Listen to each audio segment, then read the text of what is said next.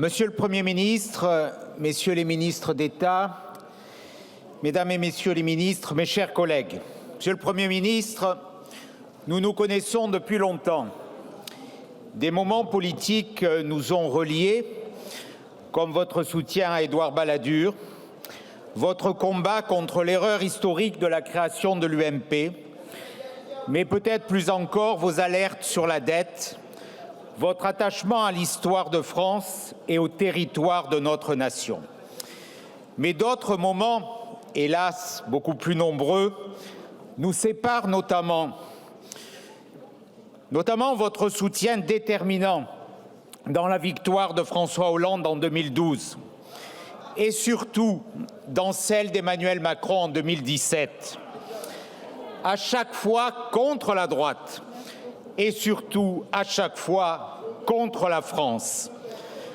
Par là même, vous portez une responsabilité écrasante et lourde dans le bilan de leur échec et dans le déclin accéléré de notre nation.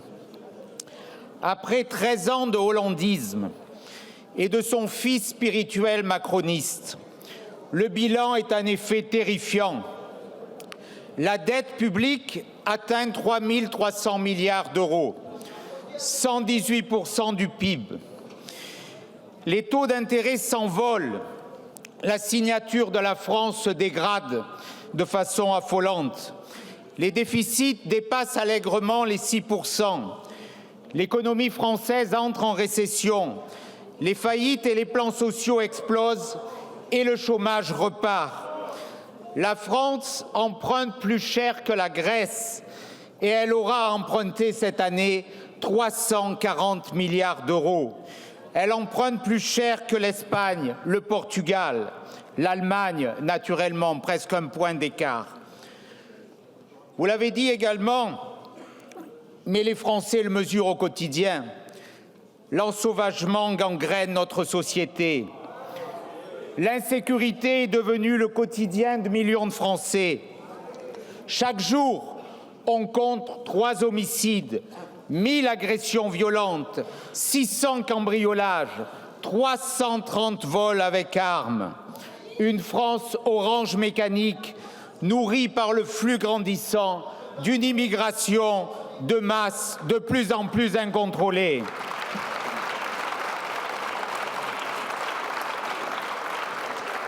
3,5 millions d'étrangers sont entrés légalement sur notre territoire depuis l'élection d'Emmanuel Macron. 1 million de clandestins sont présents en France, l'équivalent de la population de la ville de Marseille. Pendant ce temps, mes chers collègues, l'Algérie, selon les mots mêmes du ministre de l'Intérieur, nous humilie en emprisonnant Boualem Sansal, auquel nous devons penser aujourd'hui, et en refusant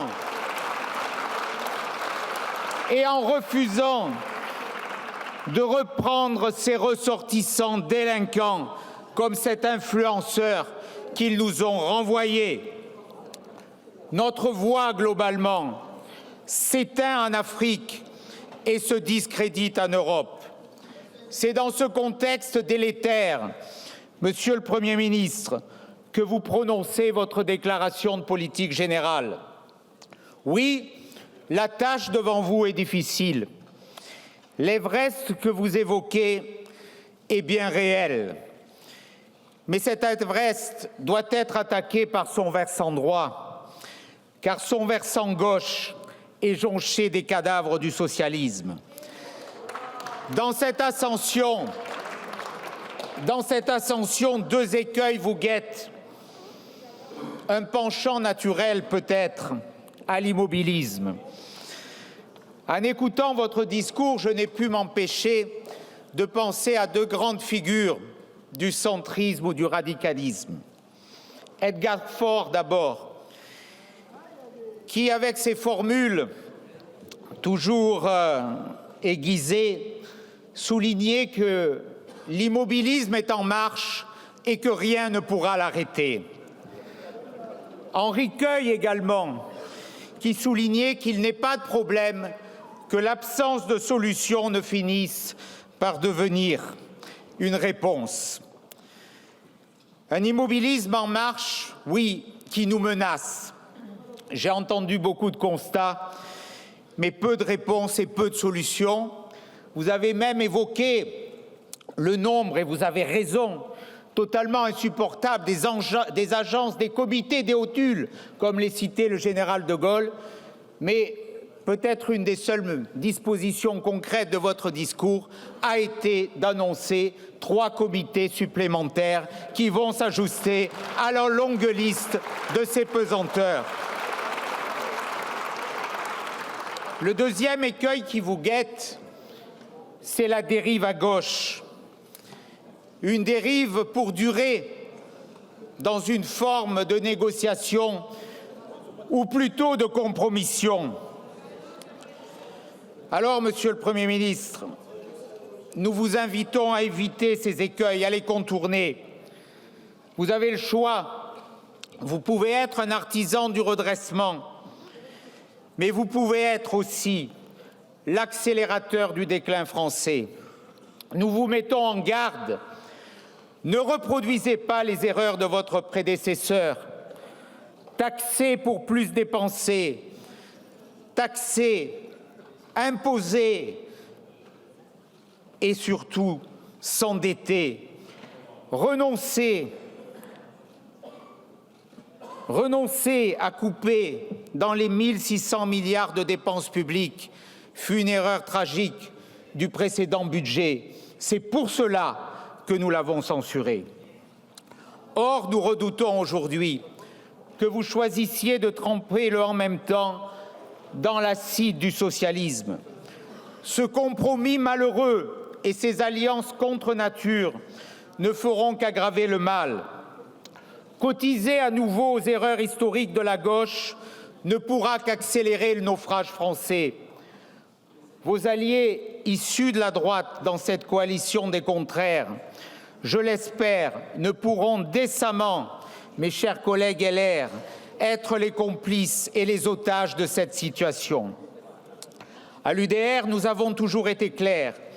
Il est impossible de guérir le mal français en adhérant aux vieilles lunes de la gauche ou en communiant aux valeurs du macronisme agonisant. Renoncez aux pistes budgétaires les plus délétères. N'augmentez pas les impôts sur les sociétés alors que les défaillances d'entreprises augmentent de façon préoccupante. Renoncez à taxer le patrimoine et la réussite. Renoncez enfin à augmenter les prélèvements obligatoires qui sont déjà les plus élevés au monde. Le courage appellerait au contraire à la réforme de l'État, à la baisse des impôts et des dépenses publiques, à la suppression concrète des normes et pas simplement verbale ou théorique. Sur les retraites, vous avez ouvert ce chantier, gage de l'accord caché avec le Parti socialiste pour le dissocier de ses alliés insoumis. Alors sur les retraites, si vous avez de l'audace, osez la capitalisation, seule solution pour sauver le système qui s'adosserait à une retraite de base par répartition. L'UDR se veut être le parti des propositions et notamment de la capitalisation. Soutenez l'entrepreneuriat, ceux qui travaillent, ceux qui cherchent, allégez la fiscalité, simplifiez les normes. Monsieur le Premier ministre, il vous faut aussi ouvrir cet immense chantier pour restaurer l'autorité de l'État, pour restaurer l'ordre, la justice, la sécurité dans nos rues. Mettez fin à l'immigration de masse, rendez la justice rapide et efficace. Et puis, lavez l'humiliation algérienne en abrogeant les accords de 1968 et de 2013. Et je vois que le ministre de l'Intérieur approuve et nous lui faisons confiance pour aller dans ce sens. Ces combats doivent être prioritaires. Libérer des compromis du « en même temps ». Vous ne pouvez plus avoir des ministres souhaitant restreindre l'AME et d'autres militants d'une AME sans limite, des ministres pour la fin du droit du sol à Mayotte et d'autres zélateurs de ce droit, des ministres favorables à l'interdiction du voile à l'université et dans les sorties scolaires et d'autres promoteurs du voile. Ne voyez-vous pas que les Français sont à bout de ce grand écart idéologique qui est le premier carburant du chaos? Faites le choix de la clarté et du courage. La France a besoin d'un sursaut, pas de renoncement. Merci.